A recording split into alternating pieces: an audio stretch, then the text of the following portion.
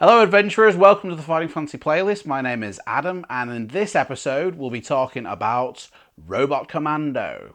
Robot Commando was number 22 in the series, and it was written in 1986. It was actually written by Steve Jackson, but not the Steve Jackson that co-authored the series. Another game designer in America, as luck would have it, is called Steve Jackson, and he wrote this book.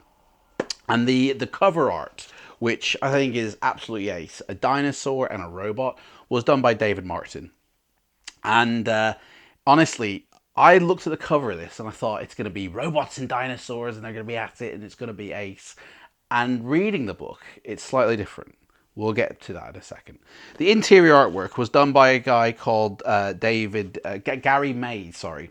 And again, the artwork inside is kind of basic almost. You'd look at it and would think, yeah, very basic drawing. But you know what? For the style of the story, it fits in very well, I think. The artwork was done very well. And I mean, that if that's not a transformer, I don't know what it is. But you know, looking at that cover, I do kind of get this Age of Extinction Transformers vibe going. And that's what I kind of thought the story would be when I read it. So let's have a read of the inside bit, and we'll head in a bit further. It says here, "You are a rancher in the land of Thalos. Your people and your enemies, the savage Corosians, have built huge robots for many purposes: mining ore, erecting buildings, moving cargo, and herding the vicious dinosaurs that live on Thalos. One morning you discover that all of your colleagues have been overcome by a strange sleeping sickness, and you are unable to rouse them. Then you hear a rumble overhead, and in the clear blue sky you see the unmistakable shape of a Corosian robojet.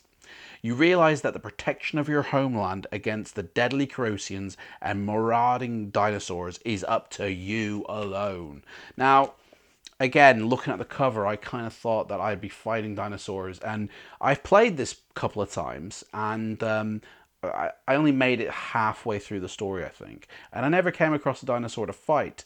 I came across robot dinosaurs to fight, but I never came across dinosaurs per se.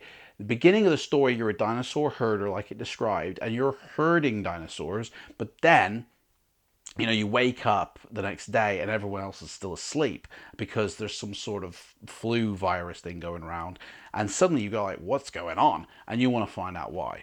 And I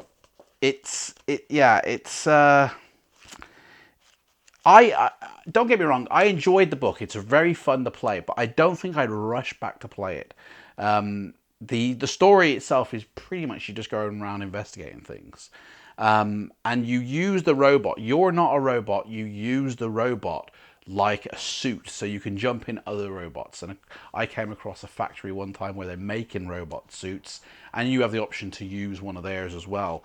And you know, it is a fun book to read. Don't get me wrong.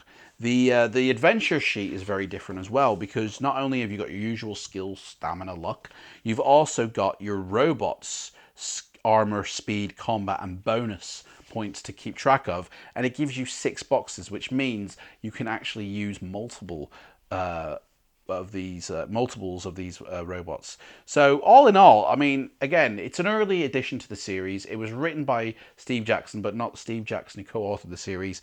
I enjoyed playing it, and I would read it again, but again, I wouldn't rush back to get it.